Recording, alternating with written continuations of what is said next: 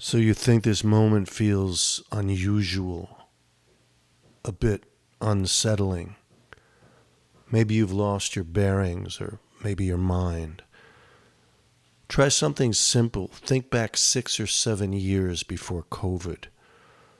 Things weren't perfect, they never are, but they had a kind of shape, a solidity, a regularity. You knew roughly what the world was. Then suddenly everything began to accelerate. In 2020, I was in New York with my wife, Maria. We'd rented an apartment for what was supposed to be a 2-year sabbatical. A beautiful thing, really. Our kids were nearby. Maria was enrolled in a program at Columbia.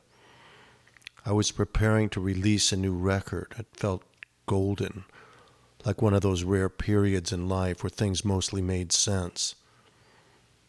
Then came the plague. New York City became something out of Camus. Cadaver trucks on the street, a ship serving as a hospital, practically a floating morgue, sitting a block away in the Hudson River. People wiping down oranges with disinfectant. Friends telling us to wash our hands with rubbing alcohol before touching the doorknob. You genuinely didn't know if you're going to live or die. I just returned from a trip to China a few months earlier, December 2019. I came home sick as a dog with a month-long cough, headache, and fever. I flew back on China Air, which is interesting because China has 2 airlines. One is called Air China and the other is called China Air. You'd think someone in the front office might have come up with a better naming strategy, but no. I've been performing in the next city over from Wuhan. Even before I'd heard that now excoriated name, I was already calling it the China flu. Then suddenly we were told there was a new virus, the city shut down, and then the country. Don't wear a mask, they said at first. Then there was a mask mandate, wear one or die. That alone would have been enough. The riots came next. The whole world was masking up. Like I said, it was a mandate. But for a protest that looked a whole lot like a riot, hell no. You didn't need a mask anymore, not even when you were shoulder to shoulder, not even 6 inches away from the person next to you, let alone 6 feet.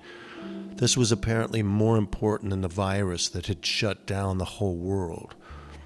We sat watching our hometown in Santa Monica on television while dutifully sheltering in place in Manhattan. Looting, fires, glass breaking, shit hauled out of stores we frequented. Police sirens, helicopters. At the same time, we were watching what was happening just blocks below us in New York. Same thing, and then Minneapolis, my hometown. Even worse. 3 cities, my 3, all tearing at the seams. And along with the chaos came a new set of civic prayers you were supposed to recite, mandatory genuflections. You had to put certain phrases on your Facebook page. You had to adopt certain linguistic rituals. Pronouns had to appear on your LinkedIn profile. A friend of mine, a bald Jewish guy, obediently wrote he, him. I thought, we know. I didn't have the guts to write Peter Himmelman goldfish frisbee. It started to feel less like social progress and more like prostration at the foot of an idol.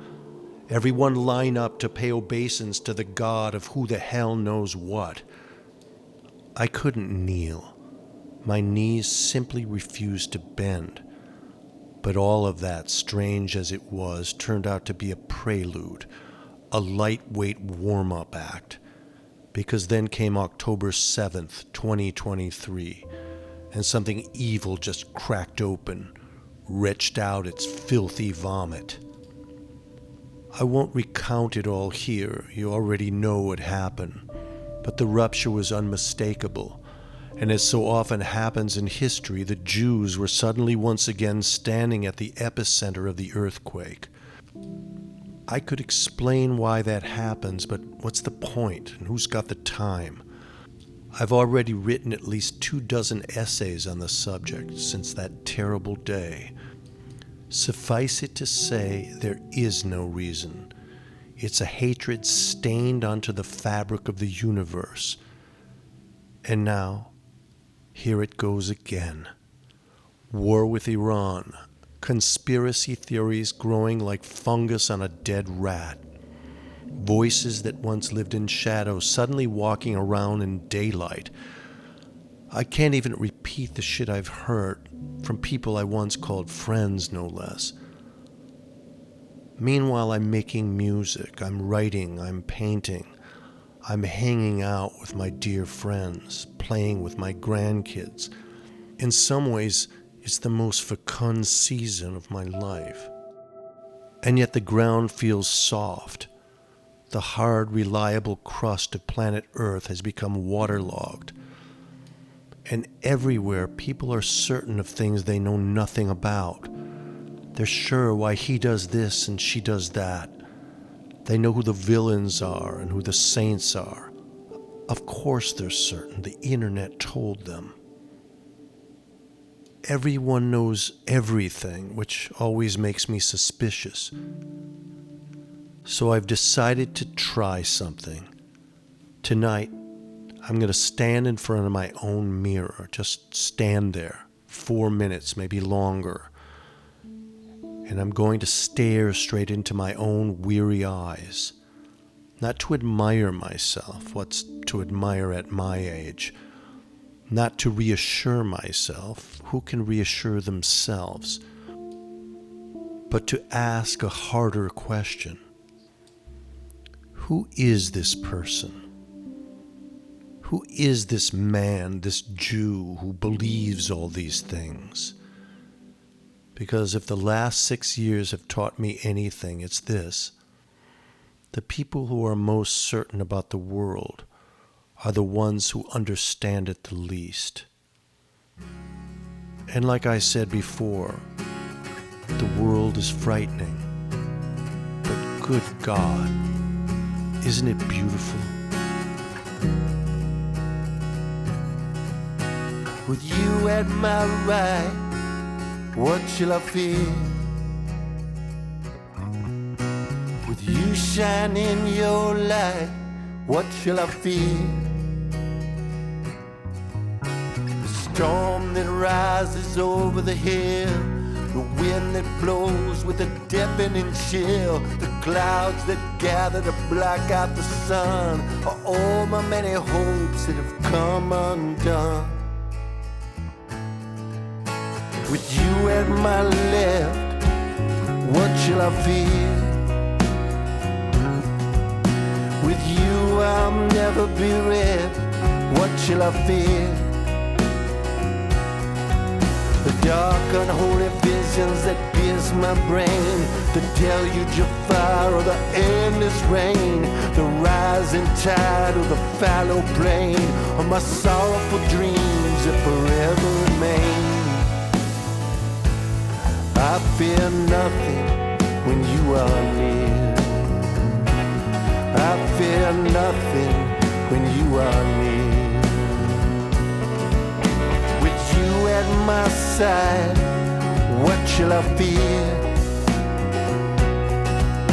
With you stride by stride, what shall I fear?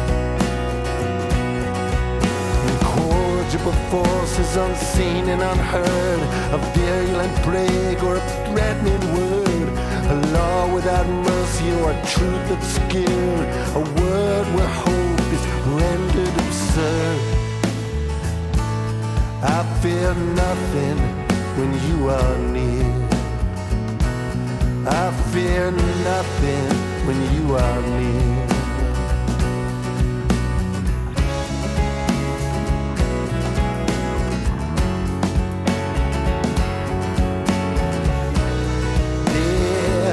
I fear nothing. Yes, I